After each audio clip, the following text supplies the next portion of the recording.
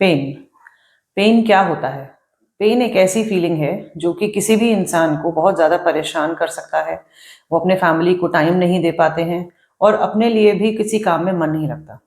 नमस्ते, मेरा नाम है डॉक्टर निधि जैन। मैं एक गायनेकोलॉजिस्ट हूँ, ऑपुलेंस क्लिनिक साउथ सिटी 1 में काम करती हूँ। आज हम बात करेंगे पेन इन गायनेकोलॉजी के बारे में।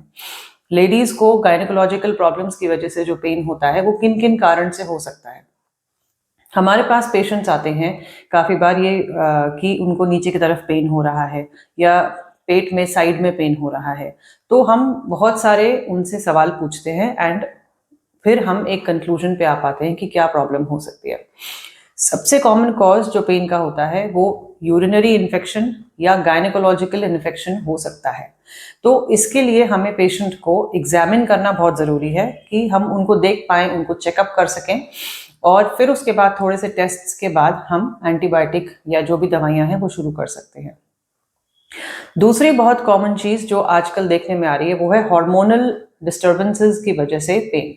तो इसमें बहुत यंग बच्चे भी हमारे पास आते हैं, 15-16 साल के, और काफ़ी ओल्ड लोग जैसे कि 45-47 साल के लोगों में भी ये प्रॉब्लम हो सकती है। तो इन केसेस में जैसे एंडोमेट्रियोसिस है या कोई ओवरी में सिस्ट हो जाती है या यूट्रस में फाइब्रॉइड जिसको कि रसौली भी बोलते हैं या एडिनोमायोसिस, इस तरह की कंडीशंस में काफ़ी पेन हो सकता है। हर चीज़ के लिए दवाई अलग होती है और हम पेशेंट को देखकर और अपने अल्ट्रासाउंड और बाकी एमआरआई जो भी टेस्ट रिक्वायर्ड होते हैं वो सब करके एक डायग्नोसिस बनाते हैं। तो आज मैं आपको थोड़ा सा एंडोमेट्रियोसिस के बारे में बताऊंगी। एंडोमेट्रियोसिस एक ऐसी प्रॉब्लम है जिसमें कि यूट्रस के अंदर के सेल्स यूट्रस के बाहर की तरफ पेट में फैल जाते हैं। तो इस वजह से जब भी लेडी को पीरियड आता है तो वो वहाँ पे भी ब्लीडिंग होती है जिस वजह से उसको पेन होता है।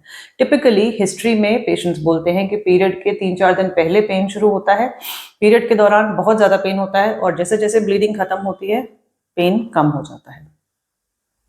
काफ़ी बार अल्ट्रासाउंड में या एमआरआई में कुछ भी नहीं आता, फिर भी हम अपने क्लिनिकल डायग्नोसिस के बेसिस पे पेशेंट को हार्मोन्स की दवाई शुरू करते हैं जिसके काफ़ी अच्छे रिजल्ट्स देखे गए हैं। और आजकल बहुत अच्छी दवाइयाँ आ गई हैं जो कि काफ़ी नॉन हार्मोनल ट्रीटमेंट भी अवेलेबल हैं जो कि पेन को कम कर सकते हैं। अब यही एक सबसे बड़ा सवाल होता है कि पेशेंट की एज क्या है। पेशेंट बहुत यंग है या बहुत ओल्ड है, हर कंडीशन में डायरेक्टली हार्मोन शुरू नहीं कर सकते, उनकी कुछ लिमिटेशंस होती हैं जो कि हम पेशेंट को देखकर ही बता सकते हैं। तो एंडोमेट्रियोसिस का जो पेन है वो काफ़ी ज़्यादा हो सकता है, पेशेंट को बहुत ज़्यादा क्रिपल कर सकता है और काफ़ी बार पेशेंट को एडमिट करके हमें उनको ट्रीटमेंट देना पड़ता है। बाकी और जानकारी के लिए आप हमारे चैनल को सब्सक्राइब कीजिए और हमसे आके मिल सकते हैं, फ़ोन पे बात कर सकते हैं दिए गए नंबर पे, और अगले अपने वीडियो में हम और दूसरे कारणों के बारे में बात करेंगे। Thank you.